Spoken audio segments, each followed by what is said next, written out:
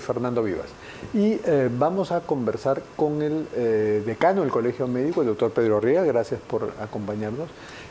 Doctor, ustedes están protestando porque por una ley los odontólogos, los dentistas, como los conocemos coloquialmente, estarían siendo considerados como médicos, ¿no? Porque si la ley dice que lo que ellos realizan, actúan, es un acto médico, entonces serían médicos, siendo que ellos no tienen la misma formación que ustedes.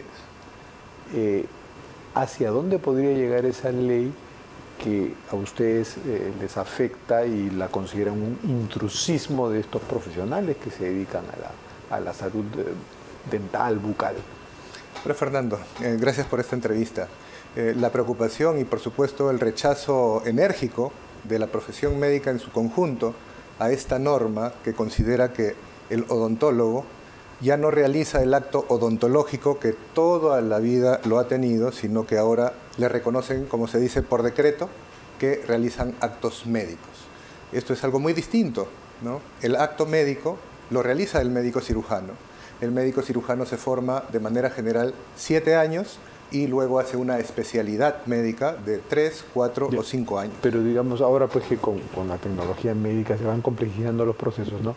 Yo voy al odontólogo, al dentista, disculpe que use la expresión, pero es lo que solemos decir la mayoría. Sí. Voy al dentista y me dice, tengo que hacer una intervención bien complicada, sacarte esto aquí, cortar, prácticamente es un acto quirúrgico. ¿Eso no es un acto médico?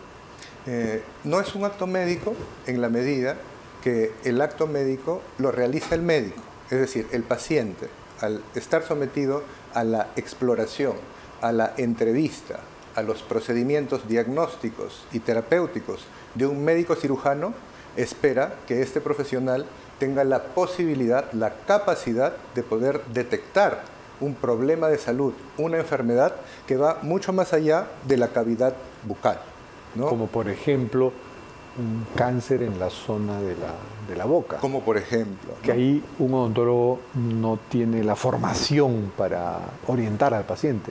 Por supuesto, porque un proceso neoplásico es un proceso sistémico que puede estar ubicado uno o más tumores en el espacio, digamos, donde laboran los cirujanos dentistas, los odontólogos, pero ellos no tienen la formación para poder realizar el diagnóstico, hacer el análisis integral y mucho menos para poder abordar. Y más allá de lo semántico y de que se le esté de alguna forma engañando al público diciéndole el dentista es un doctor como cualquier otro especializado en la boca, y no es así, ¿no? Por ejemplo, un traumatólogo que es especializado en el sistema musculoesquelético y en los golpes que pueda sufrir este sistema, es un médico completo pero especializado en esa parte, ¿no?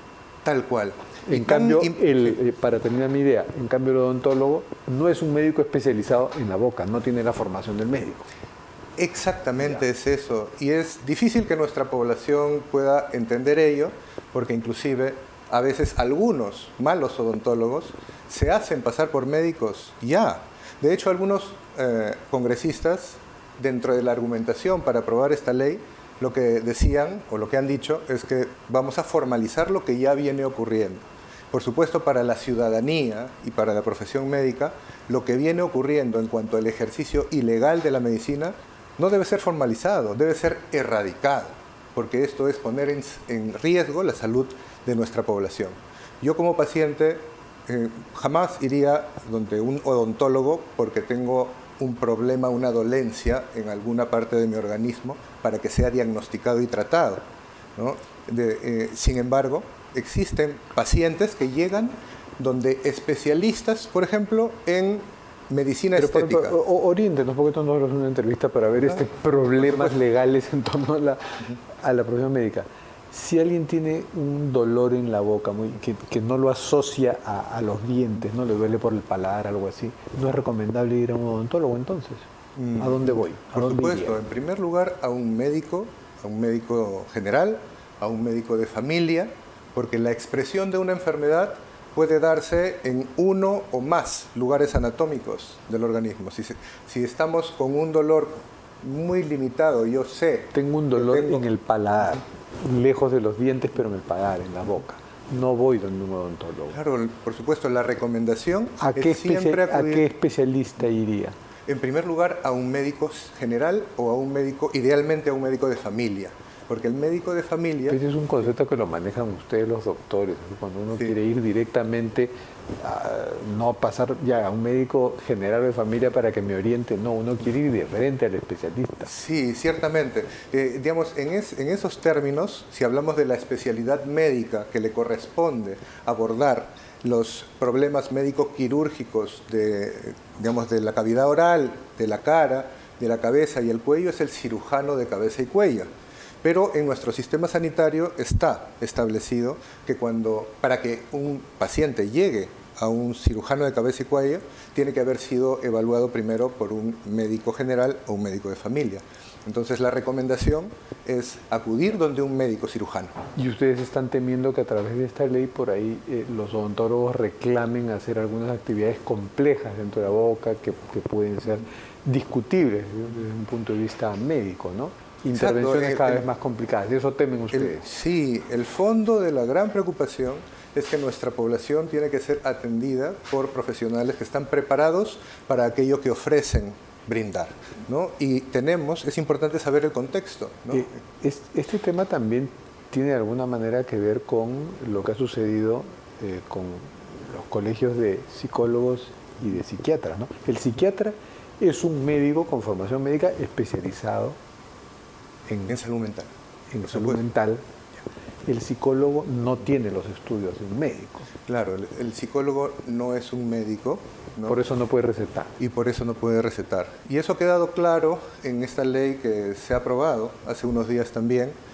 La Asociación Psiquiátrica Peruana formuló algunos ajustes a la fórmula, al proyecto normativo, que finalmente decantaron en que son los psicólogos especializados en psicología clínica los que pueden realizar algunos diagnósticos, pero en el marco de sus competencias profesionales, lo cual ha sido aceptado tanto por la Asociación Psiquiátrica Peruana como incluso por el mismo Colegio de Psicólogos, y el Congreso de la República ha aprobado esa ley.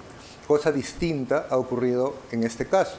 En este caso, esta ley ya ha sido observada por el Ejecutivo, tiene opiniones técnicas solventes, sólidas en contra, y desde mayo... El Ejecutivo está de acuerdo con ustedes. Por supuesto, está de acuerdo con nosotros, y desde mayo del año pasado esta ley observada llegó al Congreso de la República, no llegó a la Comisión. Y ustedes por eso van a dar el paso siguiente, que es que el TC diga si esta ley es constitucional o no. Exactamente. ¿Y ya están promoviendo esa acción de constitucionalidad? Por supuesto, ¿Tienen las firmas? Ya la tenemos lista. Hay varios médicos que pueden firmar. Claro, lo que pasa es que como colegio profesional nosotros podemos presentar sin necesidad de recolectar Porque el firmas. gobierno no es de presentar acciones de constitucionalidad, podría hacerlo el Ejecutivo, pero... Sí, de hecho no es algo que nosotros esperaríamos, pero desafortunadamente no se pelea con el Congreso, pues. Así es, y en este contexto aún más, ¿no? De hecho, inclusive actualmente también está en discusión esta ley que se denomina, ¿no?, de facilitar el acceso a los medicamentos sin que DIGEMIT realice la evaluación correspondiente, a lo cual el Ministerio también se pronuncia en contra, pero sobre todo los colegios profesionales y los pacientes, debido a que esto también es un gran riesgo para la salud pública. Es una ley que ha sido observada y que está actualmente en discusión en el Congreso, ¿no? Hay muchos temas, nos gustaría conversar con usted, doctor Rivera, que tienen que ver con la salud y los apremios de la salud de todos los días, pero eso será en otra oportunidad. Ya terminó el programa. Y eso fue todo por hoy en Las Cosas Como Son. Me despido, soy Fernando Vivas.